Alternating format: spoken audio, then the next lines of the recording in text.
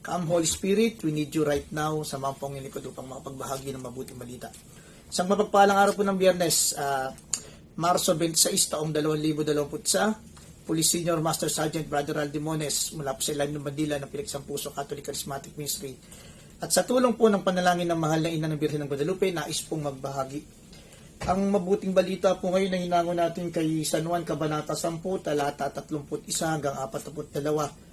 At ito po yung itinakwil ng mga Hudyo si Jesus. Ang sabi po rito, hindi dahil sa mabubuting gawa kaya ka namin babatuhin, kundi dahil sa palapastangan mo sa Diyos. Sa eksena kapatid, dumampot ng mga bato yung mga kritiko ng ating Panginoon upang siya ibatuhin. Kaya nung kinumpronta ng ating Panginoon itong mga tao na ito, bakit niyo ako babatuhin? May ginawa ba akong mali? Ang sabi ng mga tao, wala kang ginawang mali. Pero kaya ka namin babatuhin sa paglapastangan mo sa Diyos. Ang ating Panginoon ay nakaranas ng pangungutya, hindi nga lang pangungutya kundi paglapastangan sa Kanya.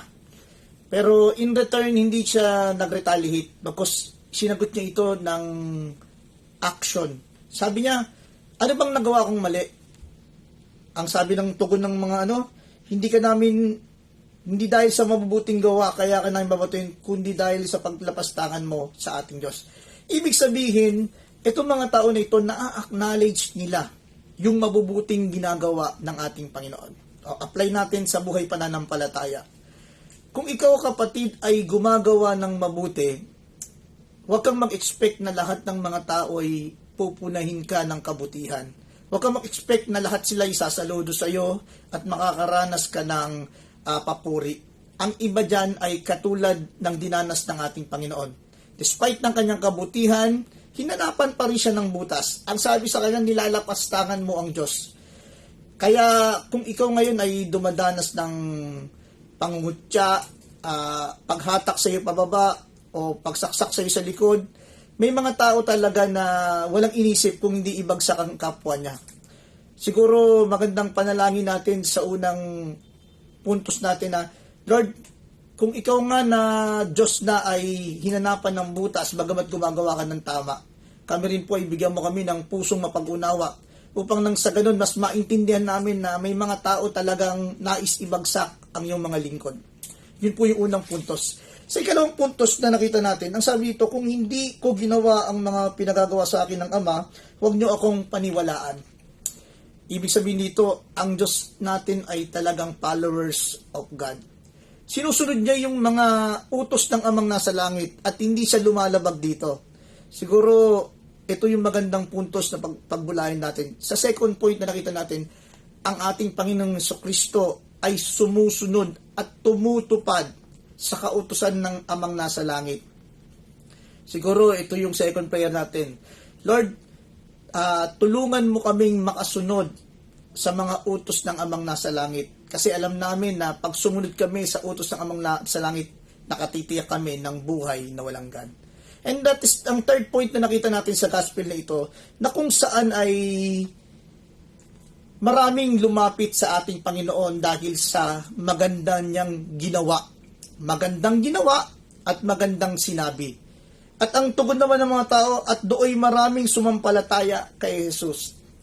Siguro ang magandang challenge natin ang ikatlong puntos para sa araw na ito, maraming sumampalataya nung nagsalita at gumawa ang ating Panginoon. Ang third challenge sa atin, magsalita at gumawa rin tayo tulad ni Kristo upang nang sa ganun, mas maraming lumapit sa ating Diyos na buhay. Hilingin natin na patuloy tayong bigyan ng kalakasan, patuloy tayong bigyan ng unawa doon sa mga taong humahatak sa atin, patuloy tayong gamitin sa kanyang ubasan, at higit sa lahat magpatuloy tayo sa pagsasalita at pagpapahayag na may Diyos na buhay, at patuloy tayong gumawa upang ipakita ang biyaya at kaligtasan ng Diyos na buhay. Sa pangalan ng Ama, ng Anak, ng Banal Espiritu, Amen. O Amang Dakila, salamat sa message mo sa araw na ito na bagamat kami gumagawa ng mabuti, may mga tao talagang gusto kaming ibagsak. Pero bagamat kami gusto nila ibagsak, alam namin na as long na tama ang aming ginagawa, kailangan kami magpatuloy. Kailangan namin ipahayag na ikaw ang Diyos ng kaligtasan, ikaw ang Diyos ng pagpapala, ikaw ang Diyos ng kagalingan. At kalakip nito, Panginoon, ang pagpunta namin sa mga taong nagugutom, nangangailangan, yung mga taong walang matakbuhan na punong-puno ng problema, maliban na lamang na ikaw ang takbuhan nila.